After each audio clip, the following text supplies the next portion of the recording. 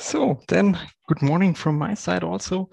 I'm Richard Hartl, and we can start with the second session of the day um, about planning for future transport infrastructures and urban design.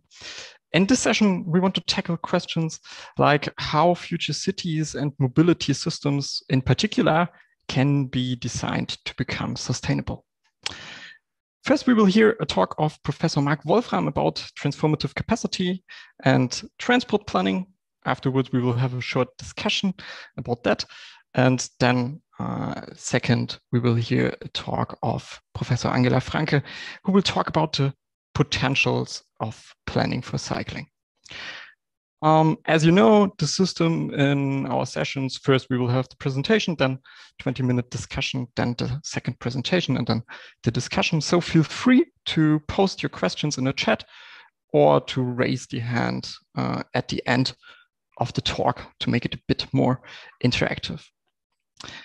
So I'm happy to introduce Professor Dr. Marc Wolfram to you. He's the director of the Leibnitz Institute of Ecological, Urban and Regional Development, EUR, in Dresden, and is also holding the chair of Spatial Development and Transformation at the TU Dresden. He has a background in urban, community and regional planning and started his professional career in the field of mobility.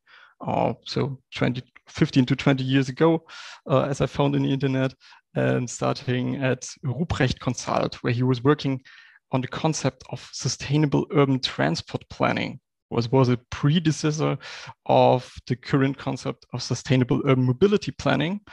Professor Regine Gericke referred to yesterday. So a lot of expertise in this field, and at later stages at EUR in Dresden, in Korea as an associate professor, and coming back to Dresden to EUR, he focused on the dynamics of urban and regional change, so urban transformations, as well as the role of governance, policy, planning, and design. So he has the perfect expertise in the fields of transport planning and transformations. So we think we have a good speaker for that talk here, and we are curious to hear how we can plan for transformations, and is that possible at all? What do you think, Professor Marc Wolfram? Thank you, Mr. Hartl, for the kind introduction and also for the invitation to this the summer school. I think it's a very valuable event, and of course, very nice and interesting contributions. To that question, transformations cannot be planned. That's my short one. The longer one is coming.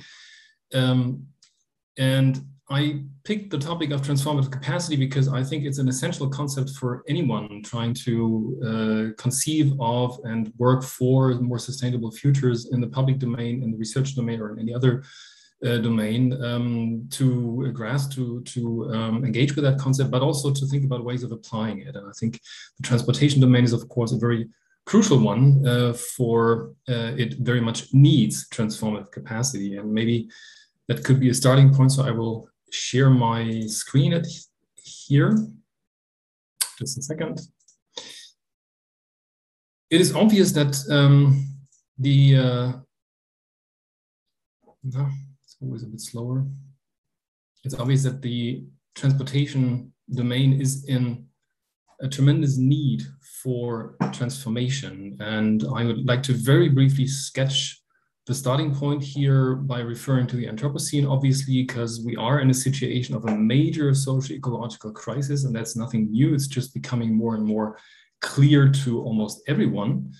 And I could pick many indicators. I'm just picking GHG emissions here from the transportation sector. And it's obvious how in particular the road transportation contributes substantively and massively to the impact of on global warming. But also, if we break this down into the more socioeconomic implications of mobility and look at spatial and modal developments over time, you can see here the trend in modal split in Germany from 2002 to 2017. it's quite obvious that it is the motorized individual transport that still constitutes the backbone of our transportation.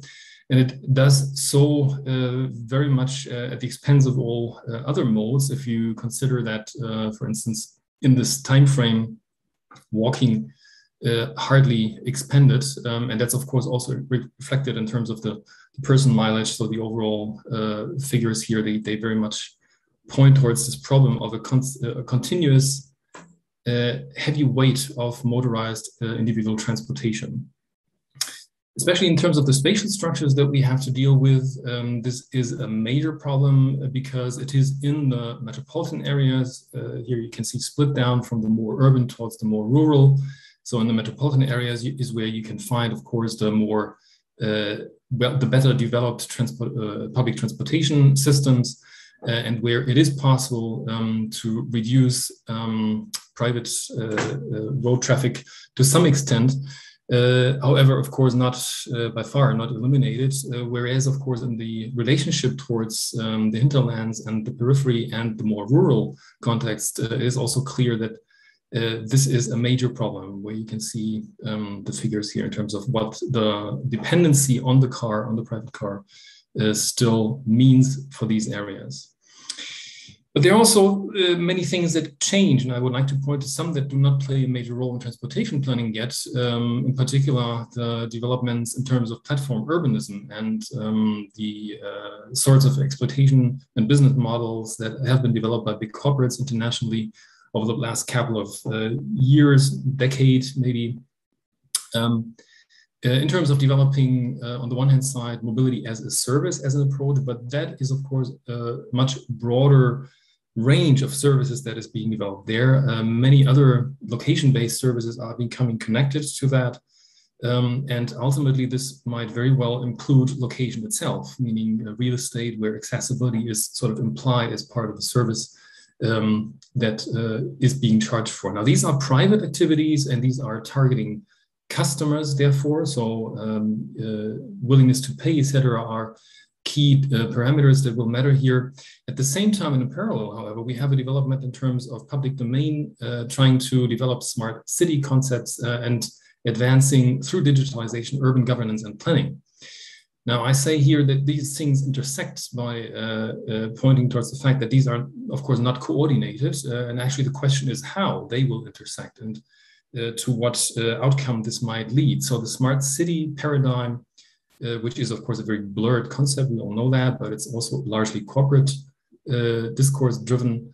The smart city might very well evolve through this sort of big geodata exploitation into a new phase in coordination or in coincidence, let's put it this way, with efforts for developing the smart city and digitalization in the public sector. So the question is, of course, whether this will form a public domain and whether this will imply open source or not. It's clear that this is a very important development with a view to mobility overall. I just picked Uber here, which is a very well-known platform, and its development. You can see the change here through the pandemic, but also you can see how fast this is increasing again. And we are now in 21, and this is already above the pre-pandemic level currently in terms of user numbers. But internationally, as you know, there are many other platforms which are also far more integrated. Think of Didi in China or Kakao in Korea, or in the US even, of course, Lyft, which are very well-known examples.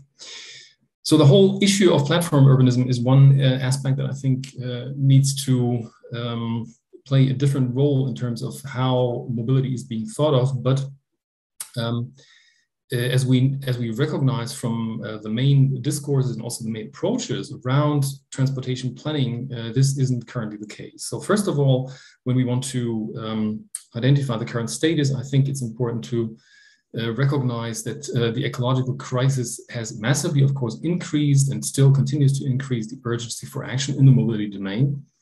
And we also have to recognize that policy and practice have largely failed to understand what kind of challenges we are facing in terms of systemic transformation, and to develop accordingly responses that deal with system transformation and not with long-term measurement, development, and monitoring.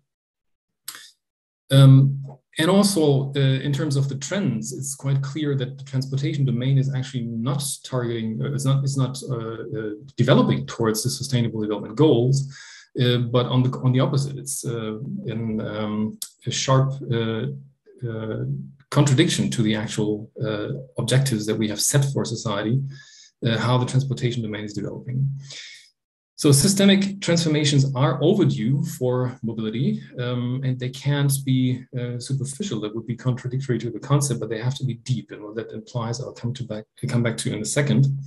But what it clearly has to address is the role of motorized individual transport and the way how we organize local and regional mobility. And that needs to bridge finally and ultimately and hopefully the divide between land use and transportation in terms of planning, but also in terms of practice and business development, as I just tried to point out.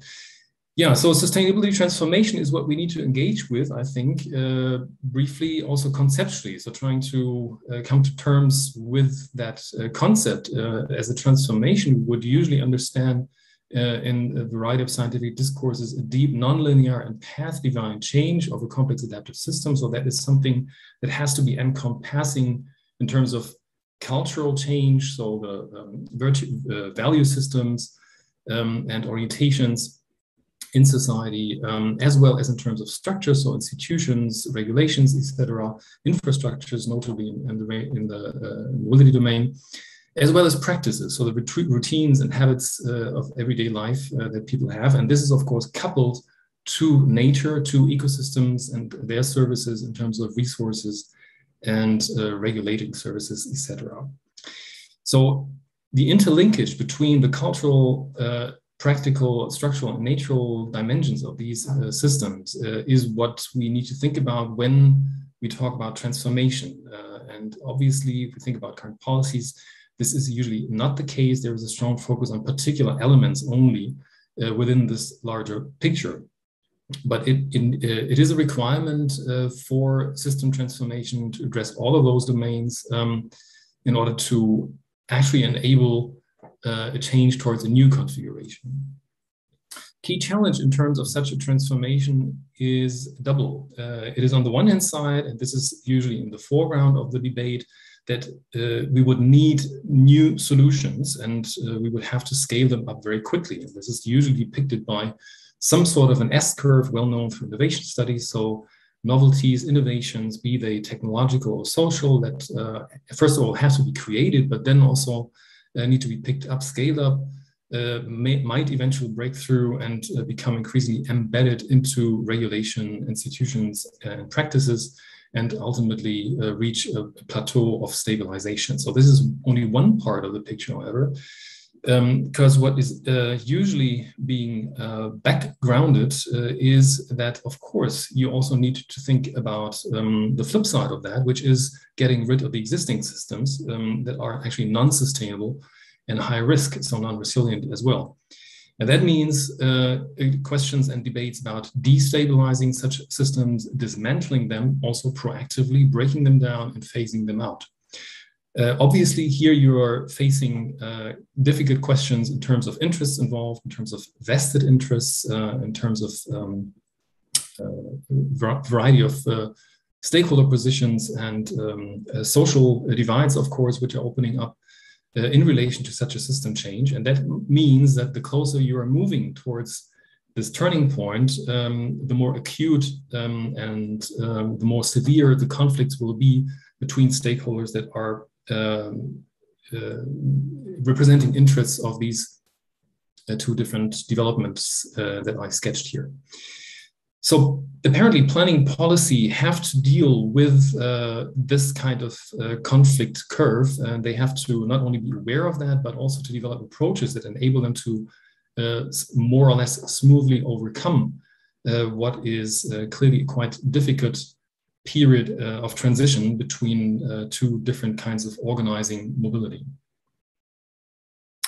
A very helpful concept in that context is to think about leverage points. You may be familiar with that notion, which has been conceived by Donnell and Meadows originally back in the 70s, coming actually out of the debate of the limits to growth report of the Couple of Rome by then. And it is quite a useful way of thinking about system change because it guides and orientates our considerations towards key areas of intervention by recognizing also what kind of change they would be likely to trigger.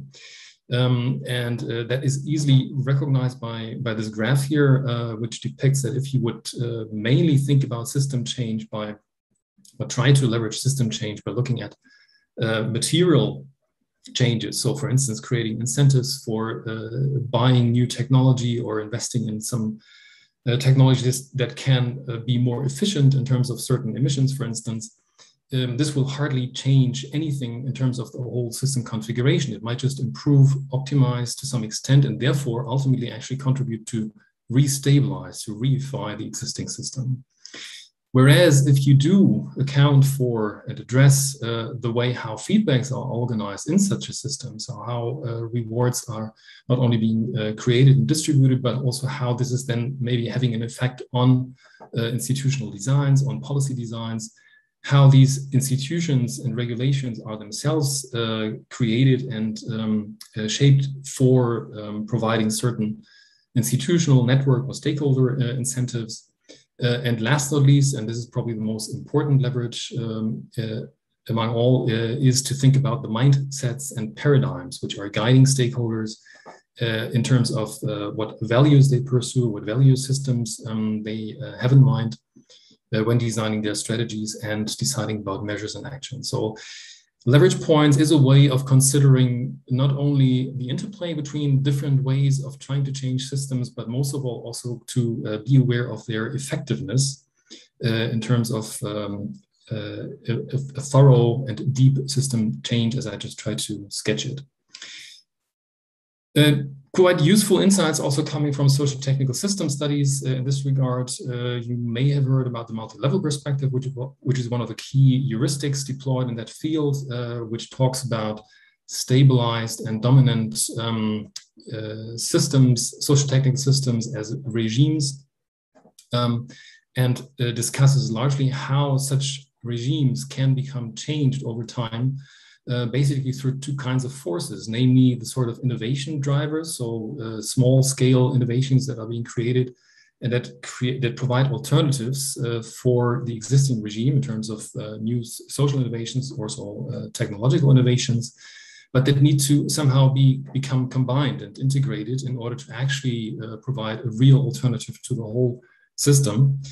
So that's one side. And on the other hand, there's also pressure from the outside of the system, so the system environment, which is framed as a landscape. And there, obviously, if you look at the example here, which is more from the energy domain, obviously, that is the ecological crisis that we are currently experiencing, and which does effectively put stakeholders across society under pressure for action in terms of enhancing the change in terms of renewables and in terms of low emission solutions.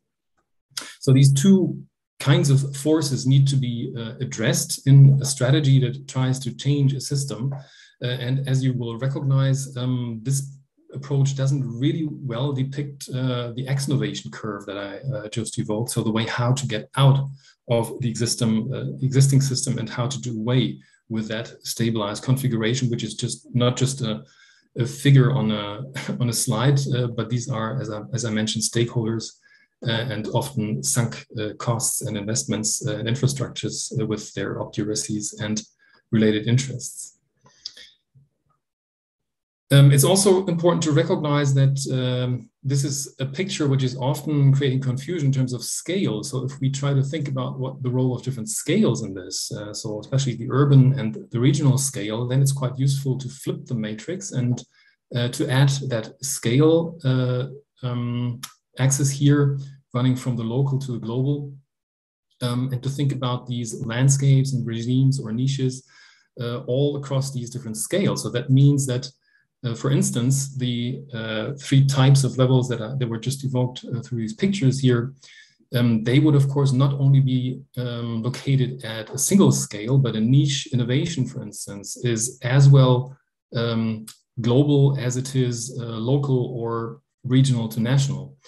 And the same, of course, holds for landscape factors, because you have local discourses, local mentalities, identities, etc., which are providing landscape framings for the sorts of innovations and for the regimes which are equally locally embedded. So you need to think about scale as a cross-cutting dimension here, which explains why it is so crucial to think about urban transformations, and that encompasses, of course, the surroundings and their hinterlands and suburban areas, etc. So transforming mobility, therefore, implies more than just technological or infrastructural change. It is first and foremost thinking about the paradigms, the lifestyles, the goal conflicts also that arise when you talk about sustainable alternatives, because that implies, of course, a different city, a different way of living in the city also. And it equally implies to address laws, norms, and institutions as we have it, among which notably transportation planning, as well as the infrastructures and land use. So here you have the opteracies and the question how you can change, how you can reuse, reorientate maybe something that has material existence over longer time periods. And the more flexible side of it, markets and services. So how can you design policies? How can you provide frameworks for markets to evolve in a way that are desirable? And ultimately, of course, modal technologies. And I think it's here that you will recognize that the focus of policy is rather on the latter, so the lower leverage points, and less on these questions of infrastructures, land use, or regulation, not to speak of paradigms. That means that current approaches are fairly limited in terms of their reach, in terms of their potential or capacity to actually effectuate transformation. And I think it's worthwhile to have a brief look at that in terms of transport planning. So, and how far does transport planning actually provide a response to that? As Mr. Hartl mentioned, I was involved by moderating the expert group for sustainable urban transport planning back in 2004. And that was actually already quite a surprising exercise, because it was all about recognizing how transportation planning by then was still stuck in the 60s, essentially. So we tried to incorporate ideas about collaborative planning and what comes with that, addressing discourse, addressing participation, addressing mental models as key factors in changing, in this case, mobility systems. However, the whole exercise of this expert group, and also what followed then, a series of EU projects that were then resulting in what you probably know now as this platform guiding on sustainable urban mobility plans. This was framed, of course, very much by the understanding of that there is such an institution which is called transport planning. There is a regulation which is called a transport plan for localities, for municipalities, and with its corresponding frameworks, obligations, resources, skills, etc. attached. Now, this is, of course, not questioned. So what it outlines is just in how far there is actually room for maneuver for municipalities in particular, to go beyond what their regulation says in order to accommodate requirements to achieve a little bit of sustainability change. This is quite limited, despite of these certainly relative improvements in terms of, as I said, participation, notably in terms of a clear goal orientation due to this vision development, for instance, and also strengthening evaluation and intermodality in that. But there are implicit constraints here.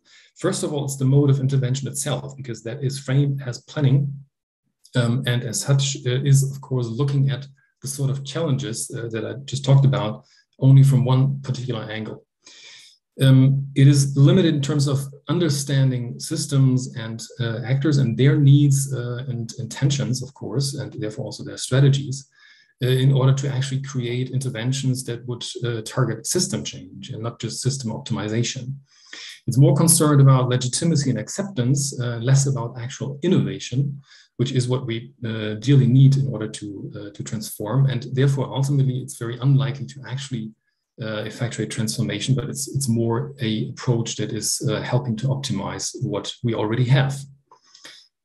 Which, if you take it that way, for the last 20 years, very much explains the sort of trends that I've outlined.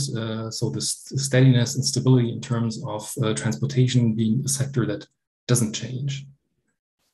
So what can transformative capacity perspective contribute to this state of affairs in terms of transportation planning? Well, first of all, it's a concept that builds on a variety of scientific strands that have thought about how to change systems at very different scales and in very different contexts and with very different components, obviously. But they have come to quite surprisingly similar conclusions in terms of what constitutes the capacity to actually change such systems. And these similarities, I would like to depict them through these components here. That's, of course, something that would need a bit further explanation, but I just try to do it very briefly for the purpose of our discussion here today. So central to transformative capacity, which is understood as the ability of a system and its stakeholders to actually perform transformations, is inclusive multimodal governance. And that is not referring to multimodal in terms of transportation modes, but to governance modes. And that means you have a different involvement of public sector, private sector, and civil society in a variety of arenas. And these arenas can be from more centralized to more decentralized, and they should be also from more formal to more informal. So we have a range of governance modes solution that need to be deployed in order to create capacity for managing and instigating transformations. So that's at the core, and it's sort of mediating between all the other components. So if we first focus at this horizontal axis here, which is kind of the agency axis, then you see that empowerment is another cornerstone here. Community empowerment that doesn't refer to communities in a spatial sense, so like in community planning, for instance, but to communities of practice. So communities that can be networks, actually, networks of actors or stakeholders that are addressing shared interests and are working on shared goals, in this case, of course, sustainability transformation goals. So empowering actors that are trying to change systems is a vital lever in order to create alternatives. And that has, of course, a lot to do with empowering niche innovations, for instance, in the MLP sense, but also more broadly in terms of the institutional frameworks that you need to create in order for this to happen.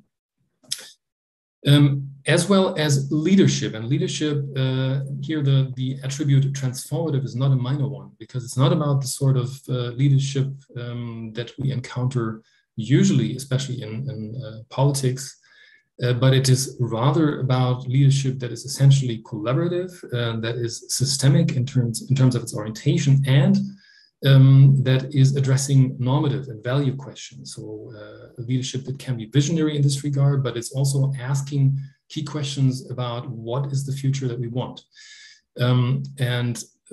These discourses led by particular individuals in the public, in the private, and in the civil society domains, they are absolutely vital for structuring agency in such a transformation process, because they can organize groups and networks as well as organize in terms of the relationship between established forces and disruptive forces.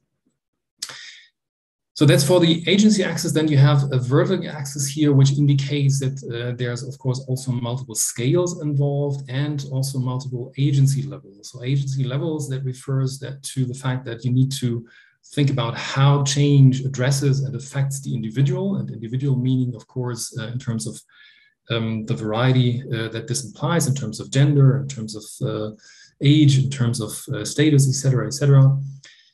So from the individual upwards through the household, organizations, and their networks, addressing how agency is created and how it can be purposefully used and oriented towards transformative goals. So this is about motivation. It's also about interests. It's about understanding stakeholder roles in a system, and it enables you to recognize this in order to design, of course, your measures accordingly, and also to empower accordingly, as I just pointed towards the community empowerment. And the other dimension here is really about scales. So recognizing that the local scale is, of course, an important one, a crucial one, because it provides for the embedding, it provides for the concrete effectiveness and the connection to individual identities, for instance. But it is always necessarily related to regional and to national and even beyond to translocal scales through a variety of ways. And understanding about these cross-scalar relationships is a crucial lever to build transformative capacity, because you can bring in other scales in order to enhance capacity locally, but also vice versa. You can enhance national capacity by gathering local capacity. So that's for the core axis. Then in the corners here, you have 4 key processes that are required for building transformative capacity. And that involves, in the first place, system thinking. So here, drawing on a broader range of system ontologies, meaning social ecological or social technical, essentially, but also being open to non-system ontologies, but recognizing that there are systemic relationships between quite independent autonomous components which are co-evolving, and understanding about these relationships and their characteristics is quite crucial for aligning actor strategies, and therefore it needs to be part of a process of awareness raising, awareness development, but also for knowledge co-creation in terms of really understanding what is happening in a mobility system in particular here.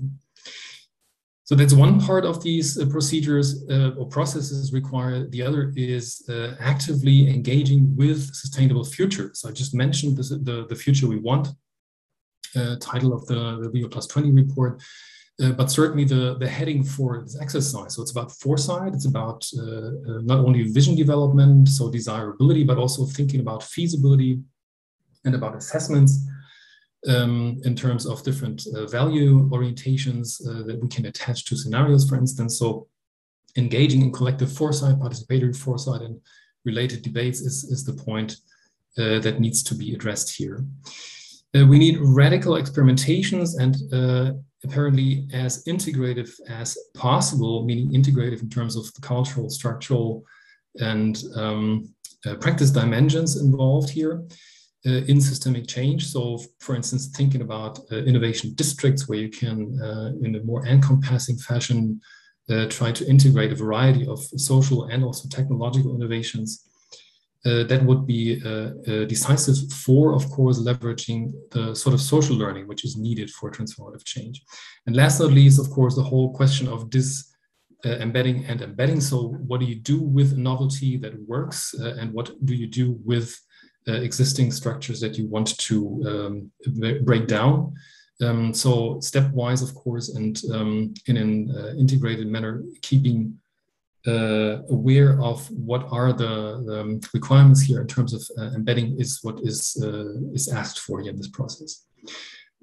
So these are core components, and the glue that actually brings them together is the learning process. So the social learning that takes place by deploying these different processes and by thinking about these processes, not only in terms of this agency axis, but also in terms of the scale axis here, is crucial. And that is something that speaks to sort of a placemaking process where you are able to actually deploy all these processes, but also bring in a variety of scales in order to have a sustainable placemaking process.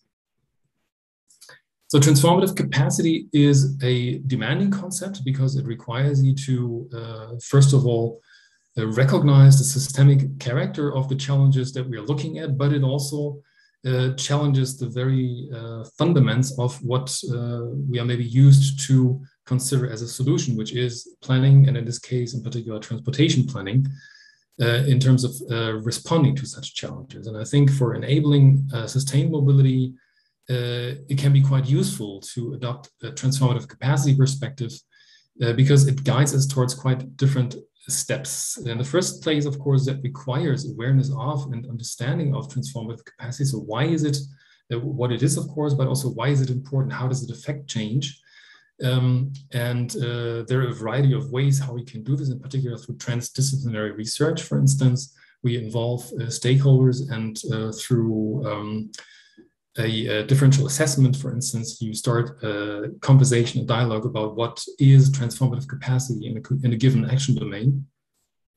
At the same time, this, of course, also means that you're acknowledging the failures and confines of transportation planning as is in order to move beyond. So that is, of course, a necessity, because what we also experience at present in particular is that in the current framework of transport development plans, for instance, it is very difficult to overcome these confines and to actually question the institutions which are designing them.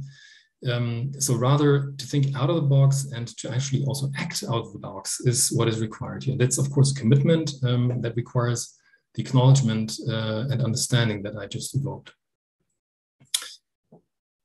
So ultimately, this is really about redesigning public action domains and arenas.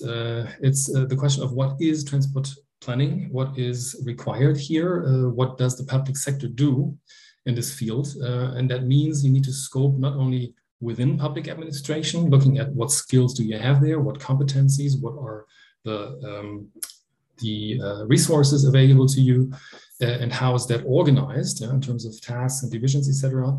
But also beyond that. So how do you work with the public, with the civil society sector? How do you work with the private sector? And what kind of governance, multimodal governance designs are you creating there in order to develop transformative capacity? That implies, and that's something that needs to be highlighted in particular, to support or to create even proactively strategic intermediaries, because intermediaries are vitally important for enabling the kind of governance schemes that I just described. So this is not only about a new way or a different understanding of planning. It's not about planning at all. It's actually about designing an innovation system. And we cannot say that cities or regions do not have innovation systems. They do. But these innovation systems are entirely focused on jobs and growth. So they have an orientation which is unsustainable. And that means from the very goals towards the design, they need to be reshaped. However, staying in this urban regional context is quite crucial because of the factors that I've just discussed. So having proximity, having immediacy, and having concrete effectiveness of actors and stakeholders is a major advantage for achieving the connected and more complex system thinking that is required here. So designing such innovation systems is the actual task, and that's way beyond planning, obviously.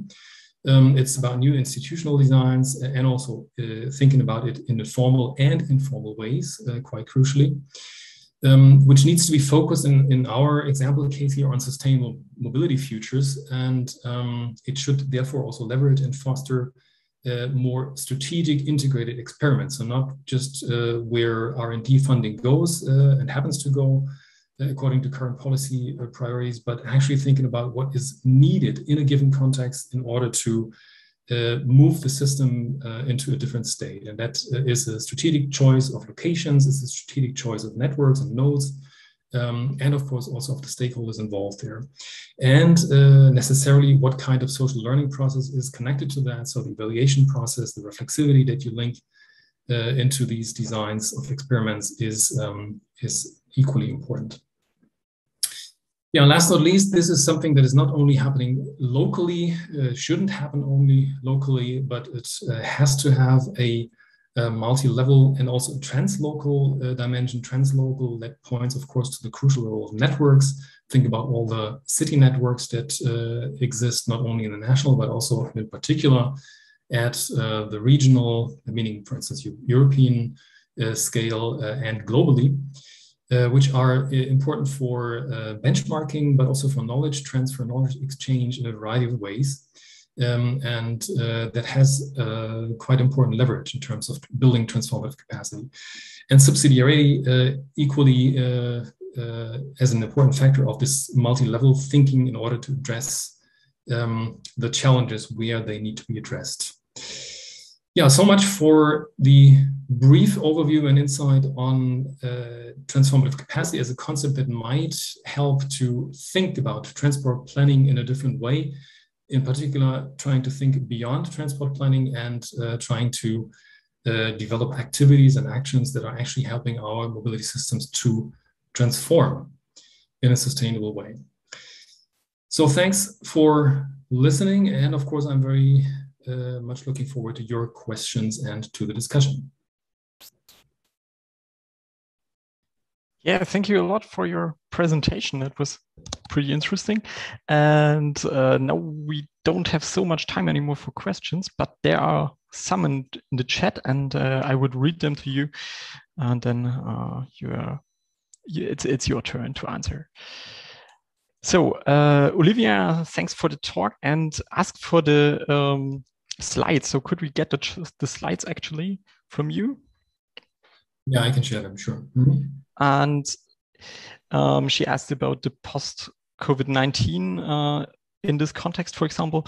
In your view, is there a scope for transforming short-term policy responses to be sustainable or just or green? Or simply, is it a good question for further research? Yeah, thank you. It's a very good and very pertinent question to our current challenges after we're still in the pandemic, actually, because there are quite ambiguous signals that you can get out of that. On the one hand side, the pandemic has shown how at multiple levels there is actually flexibility to develop actions, unconventional actions, radical actions, partly. Also in the mobility domain, think of all the pop-up lanes and stuff that have been created very shorthand, but with, of course, a considerable impact. So developing maybe experimental interventions, which otherwise have been unthinkable. Yeah? So the pandemic has, of course, helped to leverage that and to demonstrate that there is leeway, there is a range of headroom for maneuver for cities to act in a different way. And that's positive on the one hand side, yeah. So that there is actually both the willingness, but also the capability to act in such a way and to try to take more radical steps in the right direction. The question that is more critical is twofold. On the one hand side, we have a tendency which has been heavily reinforced now through the enhanced digitalization in terms of location patterns, which is a big question mark. So, of course, we will see the data only in the next 2 or maybe 3 years. But what seems clear is that the whole urban regional location patterns and way beyond even, also to the rural areas, might experience quite a considerable shift in terms of how locations are being assessed and how households as well as companies will behave in the future in terms of their organizations, as we currently already see in terms of large companies, large corporates changing both their capacities in terms of particular locations, but also the actual locations. Yeah? So they are giving up central locations and moving somewhere into the periphery, and at the same time reducing the capacity. So that's one big question mark. And the other big question mark is what is usually termed building back better, because that building back implies usually that a lot of the funds that are currently being used are being used to build very much the same system that we want to get rid of. So that's not disembedding what we see, but it's re-embedding. So it's improving on the existing system, and that will reinforce the lock-in. That will reinforce the problems that we have and make them even more difficult to get rid of. And I think this is a trend and tendency that we equally see at the moment, and that's very, very questionable. Yeah, thank you for that. I think the next question connects to that because it's about the thinking in building back or how planning institutions think today. So Björn Ferser asks, is the current transport planning and its institutions on the municipal level actually fit for such sustainability transitions? And then he added another question which can be connected to that. So how can these approaches like SUMP bridge to transition approaches? What do you think? What would be points, bridging points for that? Thank you. Very good question. So the clear answer to the very first part of that question is no. I think municipalities are not fit to face this challenge. And that's something that they cannot be reproached for because it has never been required of them. So they have developed capacities to deal with the requirements that they have had, and they still have. They haven't changed. Formally, they haven't changed. So that means we have to think about building capacity now, not only in the transformative sense, but in the very literal, original sense, maybe of development policy. That means you need resources, you need skills of people that can bring in different ways of doing and different ways of designing these processes. Now, this is exactly where I highlighted the crucial role of intermediaries in my conclusion, because that's one of the entry points for linking such knowledge into municipalities, because they won't change from today to tomorrow, obviously, in terms of the staff in particular and their competencies and skills, etc., but also in terms of the regulatory framework. I mean, the latter being still a little bit more flexible because there is some room for interpretation, and you can do some voluntary work there, as long as you have the capacity. But the question is, how do you bring in new knowledge, and how do you actually design processes which have a different orientation, have a different conception about change, etc. And I think this is where intermediaries can play an important role. Science can be such an intermediary, but it's only one version. Yeah? There are a lot of examples in the literature you can find where transition management, for instance, where research institutes have played such a role of leveraging and also acting as an intermediary through some action research projects, for instance. But you need a variety of intermediaries, also those that can be mediating towards the private sector in particular. And that means mediating in terms of discourses, in terms of interests, but also in terms of solutions, and then in terms of what kinds of institutions you will design for involving them. And that usually would imply that you really have to think carefully about what setup in terms of intermediaries you are working with in order to address all these stakeholders in an appropriate manner. And to thereby and through these processes stepwise create the capacity that is required, because municipalities have to start moving in this way. They have to think much more flexibly about the frameworks that they have and employ them in a much more flexible manner. But it still has to recognize that they do have their formal obligations, etc. Yeah? So that's a narrow framework within which they are moving currently. So hopefully there is also support from the national side.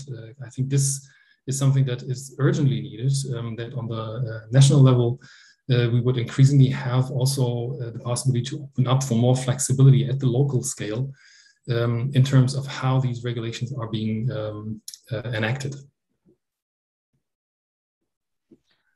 Okay, thank you for that answer. Unfortunately, we are out of time for more questions, and we are at the end of this discussion. But we thank you a lot for the talk, for your insights. It was really interesting, at least to me. And there are some more questions. Would it be possible to approach you with that via mail? Yeah, you can do that. That's fine. Okay, then thanks for attending and being part of the summer school, and then enjoy the rest of the session. Thank you. Thanks again for the invitation, and I wish you all the best for the remainder of the summer school. Thank you. Bye-bye. Stay in touch.